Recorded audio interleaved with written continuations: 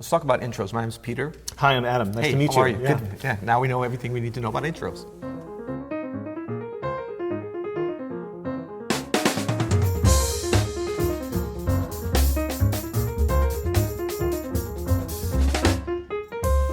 I'm Adam Maness. And I'm Peter Martin. And you're listening to the You'll Hear podcast. Daily jazz advice coming at you.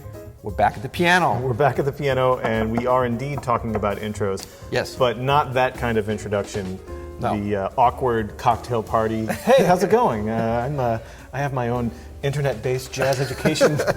Man, the most awkward thing for me at cocktail parties recently in terms of introductions has been that it used to be I wouldn't remember one person's name. You know the whole thing when you try to get them to say their name and they know it, so they're just gonna like string you along as like, oh, I wanted to introduce my wife here. And then the awkward time, but what I do now is I text people.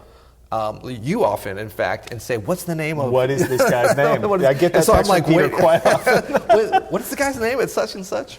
I do the horrible, like Hollywood TV producer trick of immediately repeating their name like 3 times. Everybody knows what I'm doing when I do it too. Like if we were to just meet, you'd be like, "Hey, I'm Peter." I'd be like, "Hey, Peter, nice to meet you, man." So Peter, and you're like, "Why is Peter is such an interesting word. Where did you get the name Peter? This guy's saying my name a lot. He's trying to remember my name. I like that one actually, Adam. I like that one a lot, Adam. I'm going to try to use that, Adam. This is a life hack, buddy. It's life hack. All right, what do we got today? Intros. Yeah, we're talking about intros. You know, we did an episode on how to end a tune a few weeks ago, maybe a few months ago now, and we've been getting a lot of flack for not discussing how to start a tune. Right. So that's what we're going to do. I don't know if we'll make it to 7. That's right. Well, let's listen to the questions, because I think this is a voice question, right? Yep. Okay.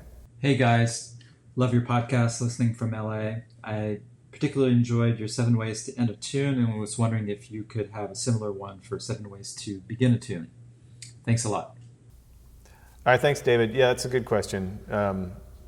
Basically just what do we do to start tunes? Are there any sort of standard intros? And there are definitely. Yep. So let's just go through, maybe we'll kind of go back and forth, and I like to think about them for the kinds of tunes so that we can apply them. So maybe I'll just do sort of a medium swinger kind of one first. Yeah. So this would be with the assumption that the melody is sort of like we'll take Bye Bye Blackbird, where it starts on the 1, because like really where you're starting, you got to always reverse engineer these intros, because how the tune is going to ultimately start. And look, that could be different ways. There's different possibilities. It doesn't have to be always the same way. But however you're, as the pianist or guitarist or whoever's doing drummer, the intro would be setting things up is where you're going to bring people in to start the tune. Yep. That way of doing it. So the idea is that we think about the different sort of buckets that tunes fall into. Bye Bye Blackbird is like the melody starts, there's no pickup to it. It starts, on the 1, and it also starts on the tonic 1 normally, the harmonically. So those are the things that we're going to use to kind of decide which type of intro. So one that I like to do is sounds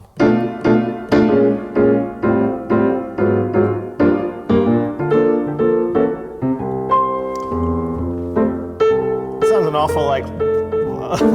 awful lot like one of your outros. Oh, really? Would you think so? That's because it's exactly the same. That's cool. I like to start a tune like. Yeah, well, that one might not work, but this one works.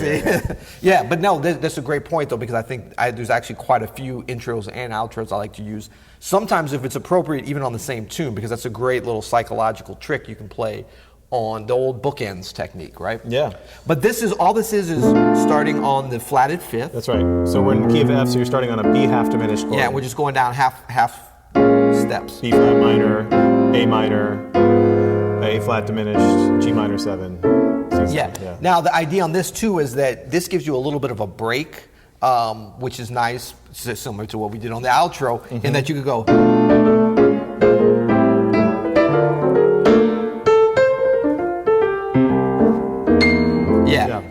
And so this is a really good one too if you're playing maybe with an unfamiliar rhythm section, or like this sort of musically tells everybody in the trio, the rhythm section, the soul, the whoever's playing the melody, singing the melody, what to do. I love these ones. Yeah, they're very standard, but they're telling them what to do. Like once you get to, like the time. the bass player better come in and do something like that. Better do something like that, yeah. You've got the 2-feel already established, the key, of course. There's no like, is the intro over? Is it not? It's just like standard, straight down the middle. I use one that's kind of similar in spirit, but is a little different. And so if I were doing Bye Bye Blackbird here in F, I would do a C pedal. Mm-hmm. And I would do this movement starting on an F major 6. Is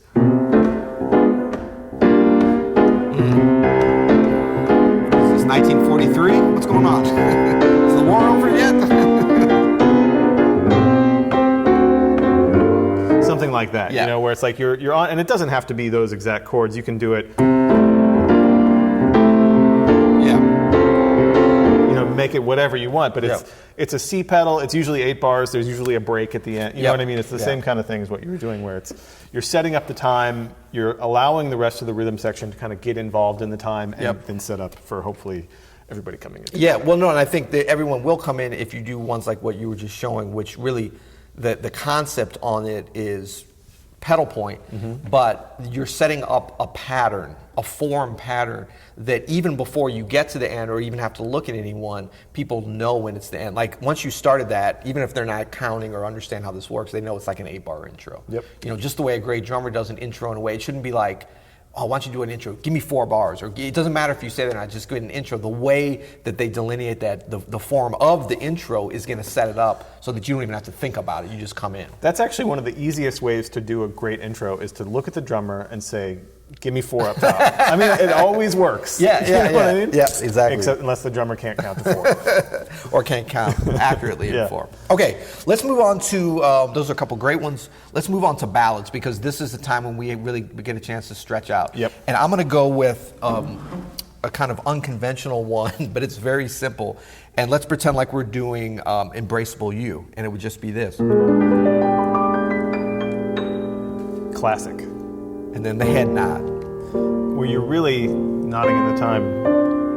Right. So this is just a rubato chord, one chord, and depending on this, I think for me when I use this, it's more about where we are in the set, where you are in the recording, where you are in the moment musically, if this is the time to do this, what you just played before. I don't know, sometimes I just sort of hear this. Yeah. I mean, sometimes I'll do like a 4 or 5 minute, avant-garde intro to a ballad. That's another approach too.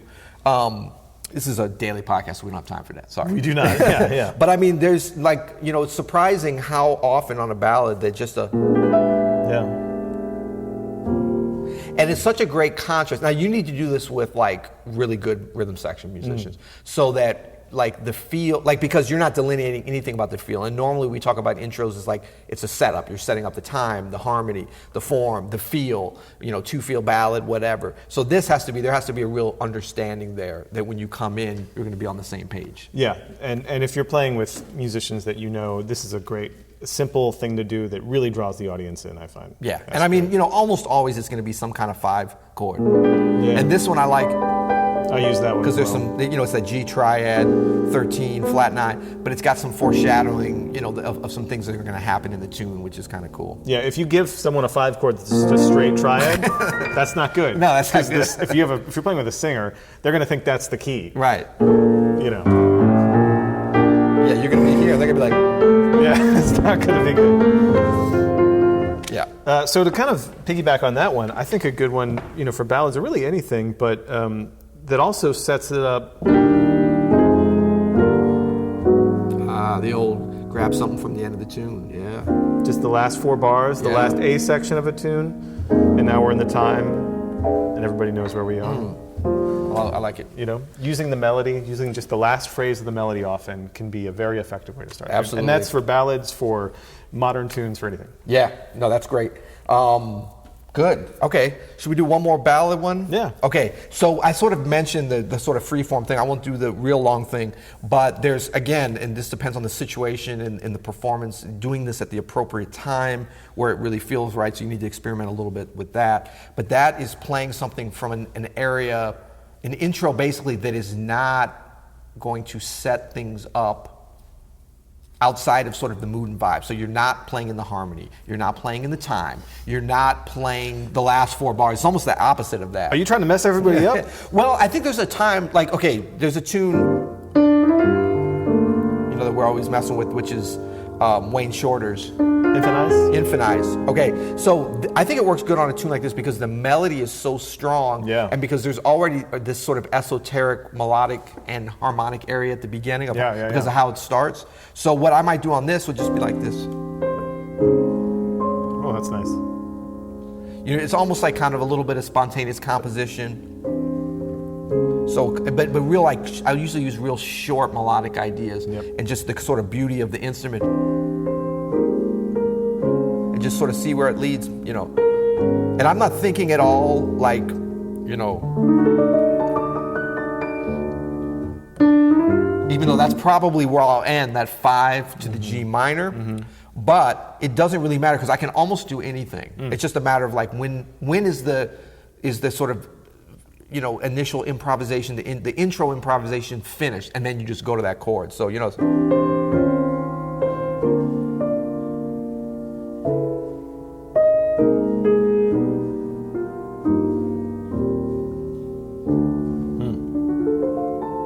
And it's all rubato, you know, gives us some really good separation, and then. Oh, actually, it's. Oh, I'm messing up. Yes, 4th to start the melody. And then we're in the time. If Wayne heard that. Yeah. If he heard my horrible intro and then messing up the melody. I love the intro. I love that concept, and I think that's really cool. I do that too with tunes that are even in time, where you just set up a groove that really doesn't have anything to do with it, but it's, like you said, short, simple phrase. Right. Okay, you always go back to my high ridge party ending. I love it, man. I love it. Okay. But that is one that I would use. I know. Just kind of sneak it in there. Cool. Man, I'm loving these piano episodes. You know, if you have a suggestion for us that you want to hear at the piano, go to hell. No, just kidding. No, go to you'llhearit.com, which is our version of hell. No, I'm kidding.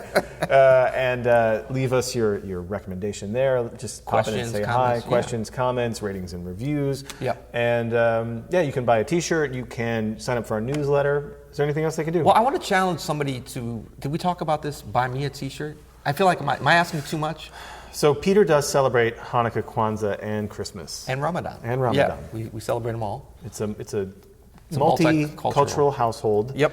And so with the holidays upon us. Oh, that's right. We're not there yet. That's why it hasn't. Okay. If you want to buy Peter a cassette shirt. Yep. With the big "You'll Hear It" on it. Yeah. I don't know why. It's not like this cat is like homeless in the street. No, but I'm not that. I'm one T-shirt purchase away from it. Really, you just want to see who the suck-ups are, I think. Yeah, exactly. Exactly. All right. Well, if you're that suck-up, you'll hear it.